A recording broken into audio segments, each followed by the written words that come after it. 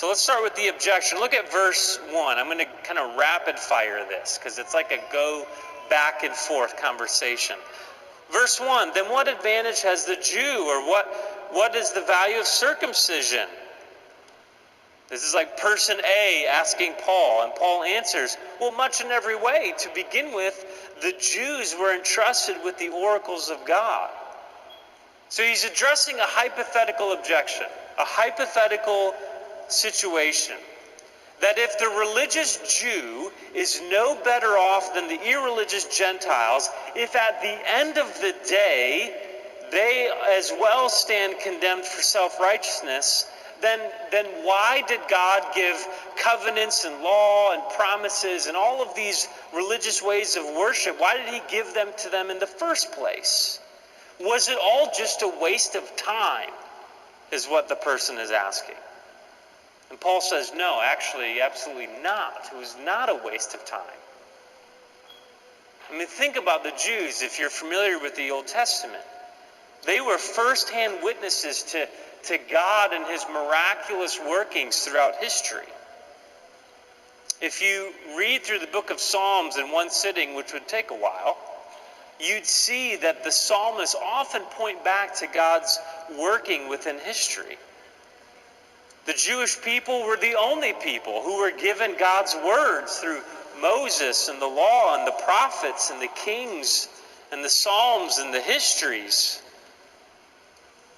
I mean, essentially, if you look at this argument, it would be like the 21st century Christian being really disheartened by their own child walking away from the faith after a lifetime of church attendance.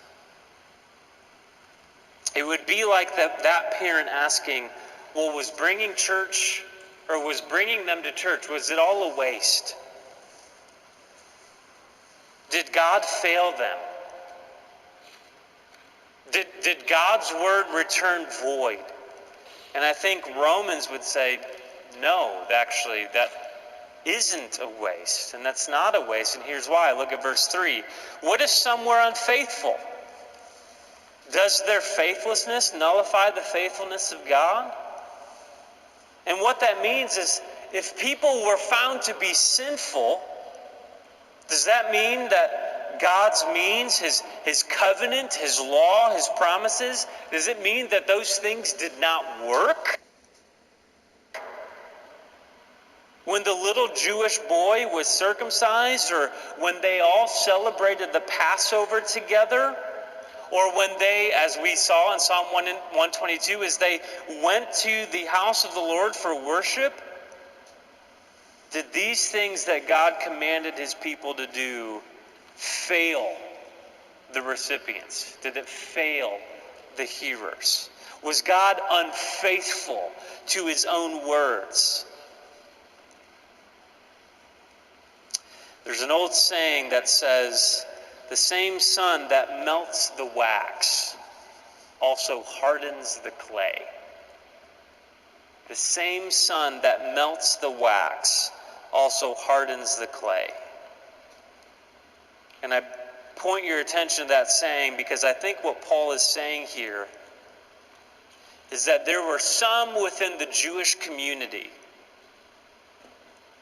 that they took God's law and his covenant and his promises. They took those things lightly. And so what God gave in order to melt their hearts, all of those different things,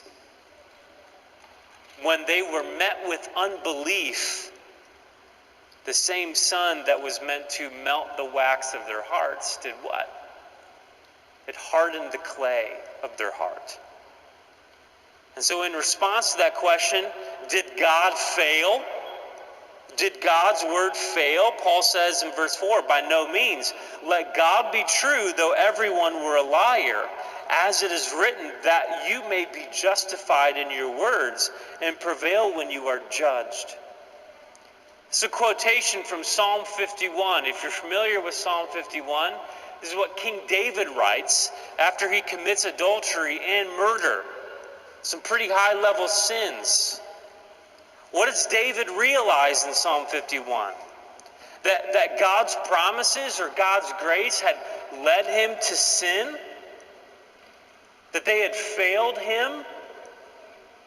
Quite the opposite.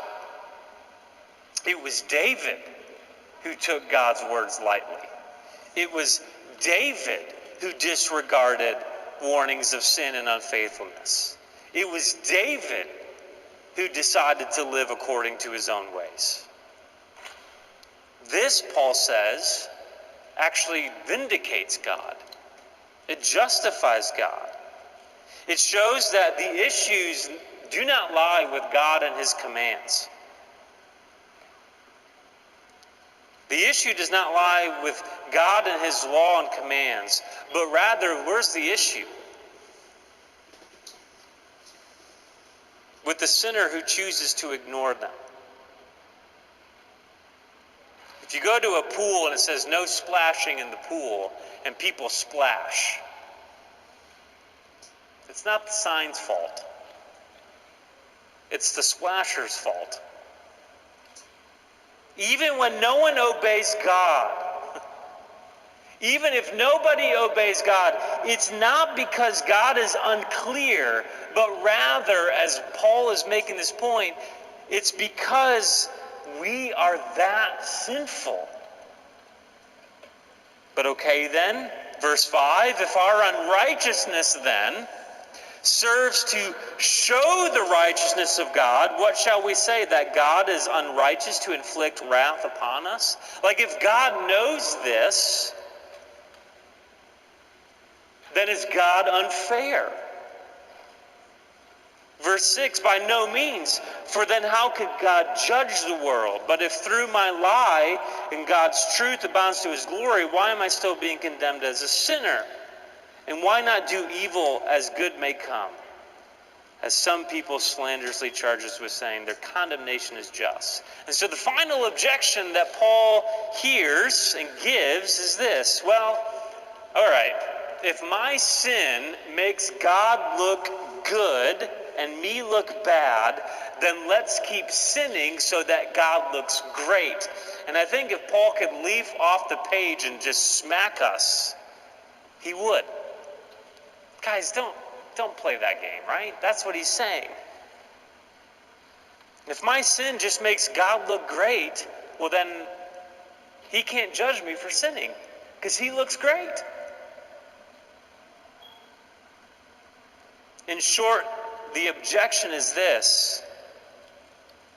Well, Paul, if the Jews are condemned, then God failed them. God failed them. But Paul says, no, God is still justified and God is still righteous. And God, his judgment is just and did not fail. Rather, here is the truth.